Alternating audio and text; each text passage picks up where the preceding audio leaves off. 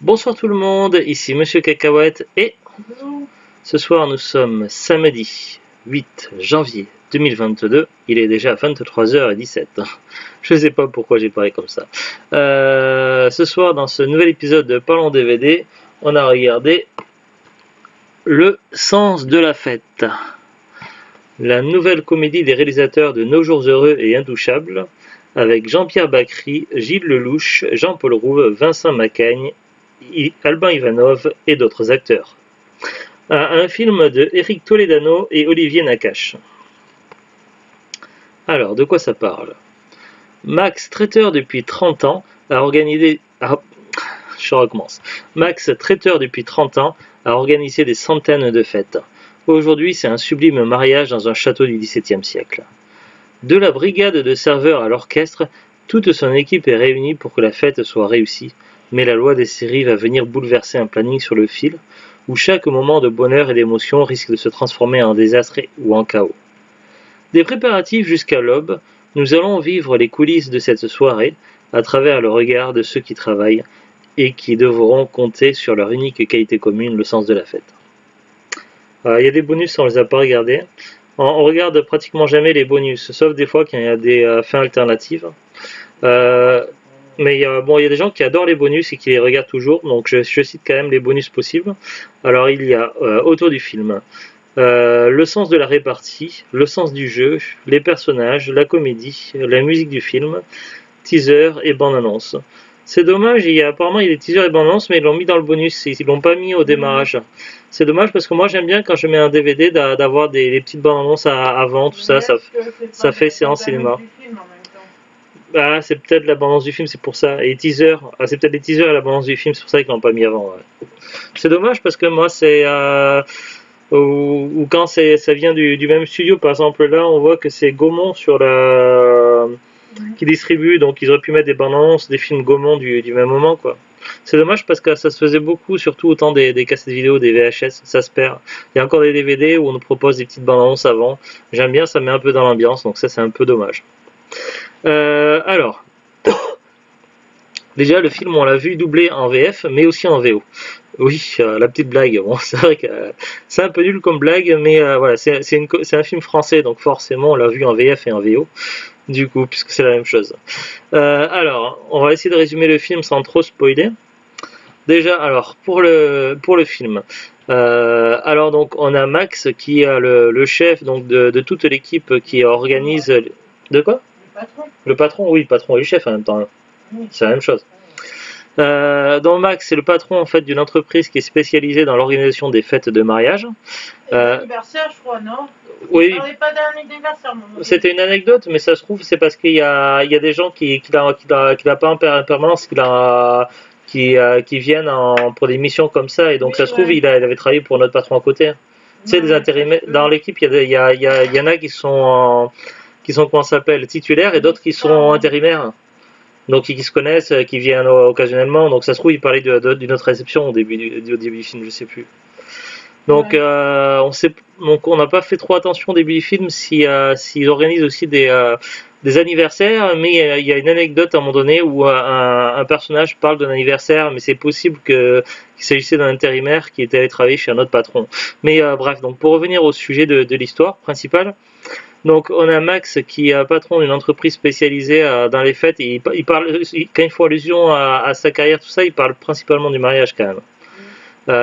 Après ils font peut-être d'autres événements, mais c'est surtout leur gros truc à eux, c'est les mariages. Oui. Donc il emploie une équipe habituelle et il a parfois des employés qui viennent occasionnellement pour renforcer l'équipe quand il y a besoin. Donc ça fait 30 ans qu'il fait ça, donc là je peux le dire puisque c'est derrière la jaquette, ça se spoil pas trop. Il commence à bon, je suis obligé de dire quand même quelques éléments, il commence à en avoir un petit peu marre, donc c'est vraiment 30 ans de carrière, c'est un petit peu épuisant. Donc il est en train de réfléchir à préparer sa retraite, et évidemment il ne veut pas affoler donc son équipe, il préfère attendre le bon moment pour en parler. Mais évidemment ça le pèse et on voit bien qu'il est épuisé, qu'il est à bout de souffle. Donc ça c'est Max, donc après il fait partie des personnages principaux. mais il y a également beaucoup de personnages qu'on va voir tout au long de cette histoire-là. Donc le film va commencer donc quelques heures avant la réception, donc ça va être on va voir, donc on va suivre toute l'équipe pendant les préparatifs et également pendant toute la réception jusqu'au petit matin, jusqu'au moment où il faut rentrer. Donc voilà pour situer un petit peu le contexte temporel. Je sais pas si ça se dit contexte temporel, mais bref, je pense que vous avez compris.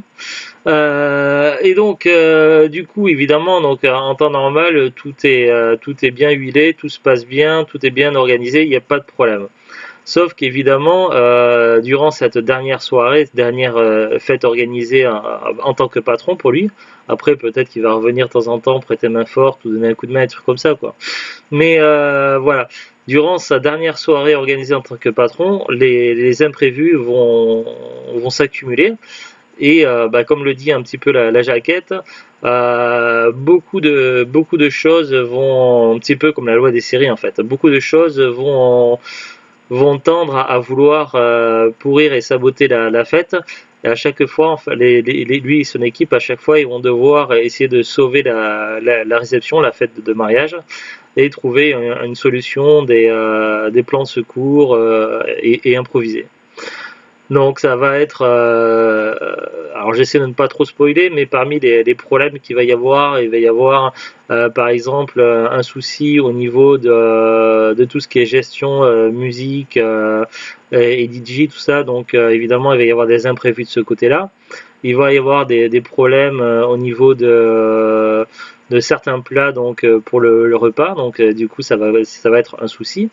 Et il va y avoir également donc le fait que certains membres de la famille des mariés, notamment le marié lui-même, qui va rajouter des trucs qui n'étaient pas prévus, et du coup ça va un peu plomber l'ambiance, comme ses discours d'ailleurs. Hein. Donc, mais ça c'est drôle si on a vu le film. Du coup ma blague là, si vous n'avez pas vu le film, c'est un peu moins drôle. Et évidemment, donc, parmi les employés, il y a également des employés qui sont un petit peu borderline. Je pense par exemple au personnage de Guy qui est joué par Jean-Paul Rouve, qui est un photographe un petit peu has-been, dépassé par les nouvelles technologies et qui a un comportement qui se fait pas trop, quoi. Et d'ailleurs, il n'y a pas que lui qui est dépassé par les technologies, il y a notamment donc le patron, donc Max, qui a un gros souci avec la rédaction de SMS et du coup ça donne des situations un petit peu amusantes. Notamment un quiproquo avec quelqu'un qui était prêt à reprendre l'entreprise. Donc du coup il y a quand même des passages amusants. Mais moi, ce qui m'a le plus amusé, en fait, c'est pas vraiment des passages en particulier, mais plus un personnage. En même temps, c'est un acteur que j'aime beaucoup. Alors, certains vont me dire, ah, c'est peut-être Jean-Pierre Bacry, ah, c'est peut-être Jean-Paul Rouve. C'est vrai que j'aime bien Jean-Paul Rouve, mais ça dépend des films. Il y a des films où il est vraiment cocasse, mais il y a d'autres films où il est plutôt moyen. Là, c'était vraiment pas un de ses meilleurs rôles à Jean-Paul Rouve, clairement. Moi, le personnage qui m'a le plus amusé, c'est dommage, on le voit pas assez dans le film, c'est le personnage qui est joué par Alban Ivanov. Alors, je me souviens plus le nom du personnage en lui-même, mais bon, voilà, il y a quelque chose chez cet acteur là, donc c'est vrai que j'aime bien regarder de temps en temps à la télé la petite série, la petite histoire de France. Il y a plusieurs temporalités. Dans les premières saisons, il y avait que 3 époques dans la petite histoire de France. Il y avait le Moyen-Âge à l'époque de Jeanne d'Arc, l'époque donc de la Révolution avec Napoléon, et donc là c'est plus des aubergistes que l'on suit. Et puis l'époque également de la Renaissance sous le règne de Louis XIV, je crois. Je ne sais pas si je situe bien la Renaissance, hein. Mais voilà, l'époque de Louis XIV. Donc il y a ces 3 époques que l'on suit, et puis après là où les nouvelles saisons qui sont sorties récemment, ils ont rajouté une nouvelle époque, celle des Gaulois. Mais je les trouve pas spécialement drôles. Mais bref, pourquoi je parle de tout ça? Parce que Alban Ivanov, à la base, j'ai découvert cet acteur-là dans cette série-là. Il joue l'un des chevaliers alors je sais plus si c'est lui ou si c'est sa femme qui est parent de Jeanne d'Arc. C'est sa femme qui est parente de Jeanne d'Arc. Hein. Ouais. Et bref, donc il joue le rôle d'un des chevaliers dans la petite histoire de France. Et voilà, un personnage que j'aime beaucoup. Et même à chaque fois que je vois ses apparitions, par exemple, il est venu plusieurs fois sur les plateaux de l'émission de Burger Quiz. Et je sais pas, à chaque fois, il a un humour assez particulier, puis il a une voix bien atypique. Donc après, il a pas son look habituel dans le film. Mais voilà, c'est le genre d'humour qui lui correspond bien et il a un rôle vraiment amusant. Donc évidemment, il est décalé par rapport aux autres parce il est arrivé un extra pour remplacer quelqu'un qui a été enlevé du personnel à cause à cause d'un malentendu. Donc du coup, il fait l'intérim, mais il connaît pas grand chose au terme et à ce milieu-là parce que lui, il est plus dans le film, il est plutôt dans la restauration classique et du coup, il se retrouve tout ce qui est traiteur, tout ça, c'est des choses qu'il n'a pas l'habitude et il se trouve un petit peu à l'ouest. Et donc du coup, il va enchaîner des gaffes et puis il comprend pas toujours ce que les gens disent et du coup, je l'ai trouvé vraiment très amusant. Donc vraiment, j'ai trouvé ça cool sa participation. C'est dommage qu'il n'était pas plus présent. Donc bref, donc j'étais en train de résumer le film, mais je sais plus. Alors j'essaie de résumer sans trop spoiler, mais bref, donc il y a des problèmes de personnel, des problèmes d'alimentaire, des problèmes avec la musique, des problèmes avec certaines personnes dans les invités, des problèmes également avec avec le marié. Au début, pendant une grosse partie du film, je l'ai pas trop apprécié. Après, à la fin du film, il a commencé à devenir intéressant vers la fin du film, notamment avec comment on appelle ça déjà, des artistes, avec sa performance d'artiste. Il fait une performance d'artiste assez particulière, j'ai trouvé ça assez cocasse. Et mais c'est vrai que je l'ai trouvé détestable dans la première moitié du film, hein, celui qui joue le rôle du marié. Ouais, mais il voulait que ce soit parfait. Après, je l'ai trouvé vraiment très prétentieux, trop prétentieux, et même il ne laissait pas du tout sa femme parler, donc c'est lui qui décidait de tout. C'était moi je, très hautain, tout ça. Je l'ai pas. Au début, la première moitié, je l'ai pas apprécié. Après, j'ai trouvé plutôt amusant. Mais il y a aussi un personnage que j'ai trouvé assez particulier. Au début, je l'ai trouvé un peu bof et puis finalement, il était plutôt touchant. C'est vrai qu'il y a des personnages au début qu'on se demande un petit peu tout ça et puis en fin de compte, c'est pas vraiment un film comme ce qu'on pourrait imaginer parce qu'il y a beaucoup de films de comédie française où c'est plutôt dans l'humour fort, assez des fois un petit peu un peu trop bof. Mais là, on n'est pas un peu tuche quoi. Mais après, c'est vrai que j'ai pas vu les tuches, donc je vais pas me permettre de trop critiquer. Donc j'ai vu surtout les bandes annonces des films, mais je pense que je serais quand même curieux de les regarder moi un jour les films tuches parce que ça pourrait être intéressant. Mais c'est voilà, quand je fais la comparaison, en fait, c'est pour dire en fait c'est moins marqué, c'est le genre d'humour un peu plus discret. Des fois malheureusement un peu trop discret.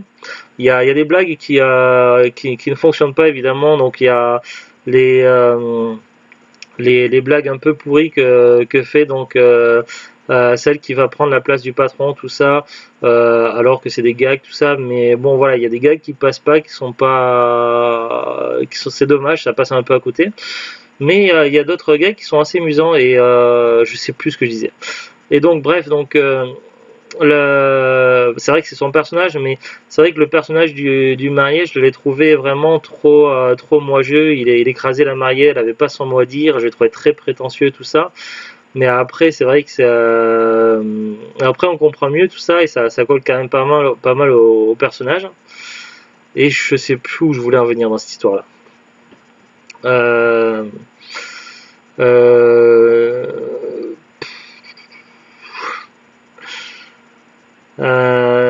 Oui, voilà.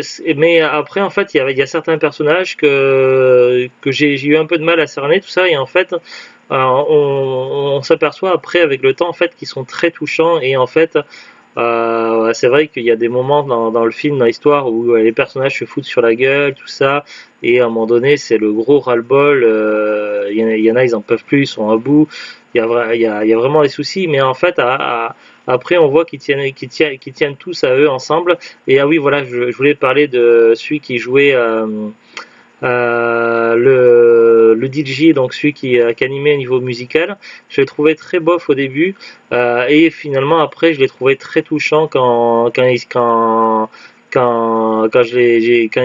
s'est mis quand il est tombé amoureux donc de notre personnage, que je vais pas dire pour ne pas spoiler, mais voilà, ce personnage là je l'aurais vu jouer plutôt par un autre acteur, peut-être par Jean Dujardin. Jean Dujardin aurait été impeccable dans le même rôle.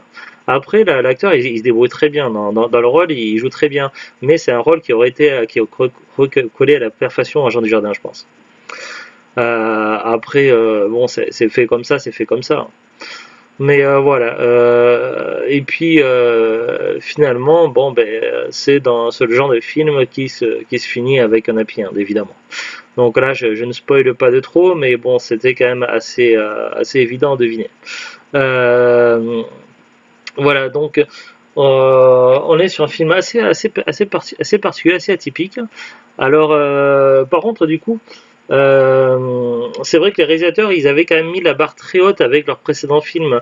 J'avais par exemple été vraiment très impressionné par De nos jours heureux, qui est vraiment génial, j'ai vu plusieurs fois et qui fait partie des films préférés, je crois, de Zou, c'est ça?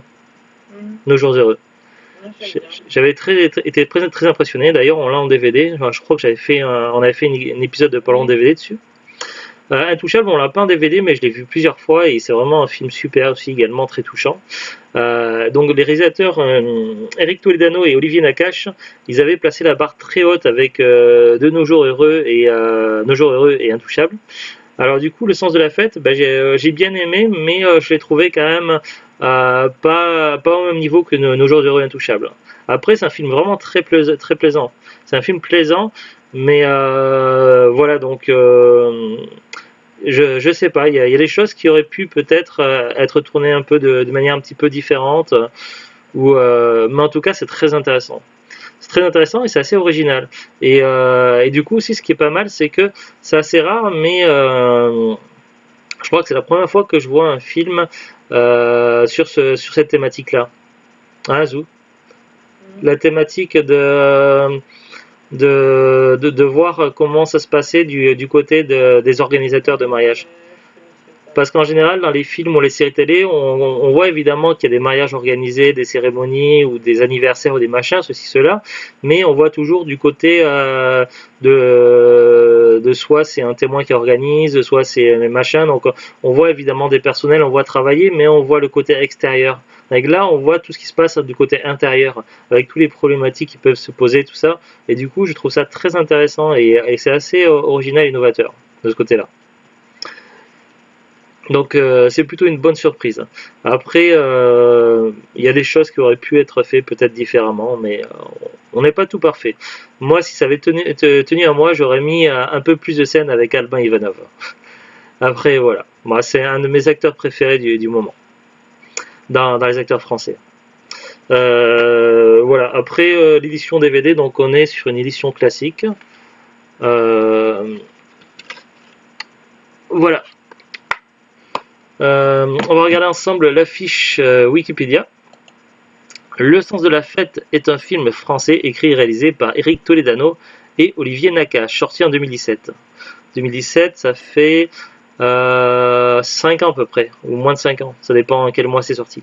Donc il a plus ou moins dans les 4 à 5 ans le film. Donc il n'est pas si vieux que ça, il est encore assez récent. Alors, il y a un résumé détaillé qui spoile tout, on va passer puisqu'on a résumé. Titre, Le sens de la fête, titre international, C'est la vie. Moi je trouve que le titre français, Le sens de la fête, colle plus à l'histoire. D'ailleurs, il y a un petit rappel, un petit clin d'œil au titre dans le film, à un moment donné, il le cite. Aussi, une petite anecdote, après je ne sais pas si c'est voulu ou si c'est juste une coïncidence, mais il y a un des personnages dans le personnel du traiteur. Il y a un personnage alors que normalement ils sont tous obligés de s'habiller selon la thématique pour coller à tout ce qui est château, tout ça, avec les vêtements d'époque et puis la petite perruque, tout ça. Et bizarrement, il y a un des employés du traiteur qui est resté en rouge avec la salopette bleue et avec la casquette. Et donc forcément, rouge, salopette bleue, casquette, vous pensez à quoi? Mario Bros, quoi. Et c'est évident. Je sais pas pourquoi, mais à chaque fois que je voyais cet employé-là, je pensais à Mario Bros. Donc c'était assez perturbant. Voilà pour la petite anecdote. Titre international, c'est la vie. Titre français, le sens de la fête. Budget 14 850 000 euros. Donc ça a quand même un gros budget. Coproduction Gaumont TF1 Film Production. Pays d'origine France. Genre comédie dramatique. Durée 117 minutes. France, 4 octobre 2017. Alors tout à l'heure, j'ai pas cité tous les intrigues parce qu'il y a plein d'intrigues dans le film, mais sinon j'aurais gâché une grosse partie du film. Donc, voilà, il y a plein de petites intrigues et plein de petites problématiques qui doivent être résolues au fur et à mesure, et du coup c'est quand même assez, curieux. Donc c'est vrai que, moi c'est vrai que j'étais curieux de voir jusqu'où où c'est qu'ils voulaient en venir, jusqu'où ça allait aller. En tout cas, il y a du suspense, ça c'est plutôt cool. Alors, casting, distribution. Donc Jean-Pierre Bacry qui joue Max, l'organisateur du mariage. Jean-Paul Rouve qui joue Guy, le photographe. Gilles Lelouch qui joue James, le chanteur-animateur. Vincent Macaigne qui joue Julien, le beau-frère de Max, engagé comme serveur. Aïdara qui joue Adèle, l'adjointe de Max. Suzanne Clément qui joue Josiane, une organisatrice et maîtresse de Max. Alban Ivanov qui joue Samy, un ami d'Adèle engagé comme serveur. Hélène Vincent qui joue Geneviève, la mère du marié. Benjamin Laverne qui joue Pierre le marié. Judith Chemla qui joue Elena la mariée. William Lebguil qui joue Seb, un serveur. Kevin Azeis qui joue Patrice, un serveur. Antoine Chappé qui joue Henri, le serveur délégué pour parler à Max. Man Matang Baski qui joue Roshan, le plongeur tamoul des prétextes. Kéredine Nasri qui joue Nabil, le commis de cuisine. Gabriel Nakache qui joue Bastien, le stagiaire du coup photographe. Ah oui, il y a des passages drôles aussi avec le stagiaire. C'est vrai qu'il y a des moments amusants aussi. C'est vrai qu'on le voit surtout dans la première partie du film, après on le voit beaucoup moins vers la fin. Niki Marbeau qui joue Bernard, le chef cuisinier. Manikam Sritaran qui joue Katir, un plongeur tamoul. Jackie Toto qui joue Nico, un serveur. Grégoire Bonnet qui joue Valérie Laprade. Pauline Clément qui joue la future mariée au début du film. Sébastien Pouderoux qui joue le futur marié au début du film. Oui, parce qu'on voit des futurs mariés au début du film, des futurs clients, et en fait ça se passe pas très très bien, et après en fait c'est d'autres clients qu'on voit après pendant tout le reste de l'histoire. Sam Carman qui joue Hubert, l'ami de Max qui sauve le repas, et Delphine Théodore qui joue la chorégraphe du show Helium. Genèse et développement. Le film a eu pour titre provisoire Le Grand Saut et les temps difficiles. Je pense que le sens de la fête est mieux quand même.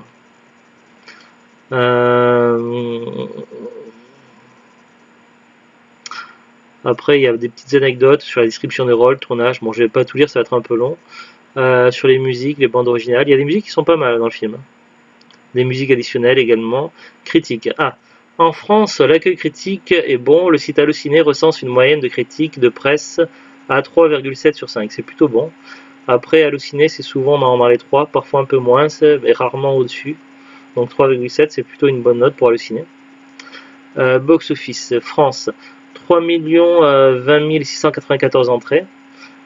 Il est resté pendant 28 semaines au cinéma. Hors France, 2 180 000 entrées. Il est resté 52 semaines dans les cinémas. Chez un cheveu ou un poil de chat sur les lunettes. Pourtant, je les ai lavés avant le repas, avant le film. Nomination, donc il y a pas mal de nominations, notamment au César 2018, au Globe de Cristal, au Prix Lumière. Beaucoup de nominations, et je crois pas qu'ils ont rapporté quelque chose, en tout cas c'est pas précisé. Après c'est tout. Alors le DVD, donc le DVD, donc nous il nous a été offert, donc c'est un cadeau de maman. Donc merci maman.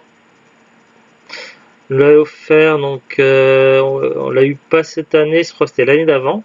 Et puis du coup c'est ce soir qu'on l'a regardé. C'est vrai qu'on a beaucoup de DVD en attente qu'on n'a pas encore regardé, qui sont dans les cartons, donc on pioche de temps en temps en DVD comme ça, et puis voilà. C'était tombé sur ce soir qu'on le regardait. Alors, du coup, j'ai regardé sur Amazon pour vous donner une idée de prix. Donc, il est toujours expédié et vendu par Amazon.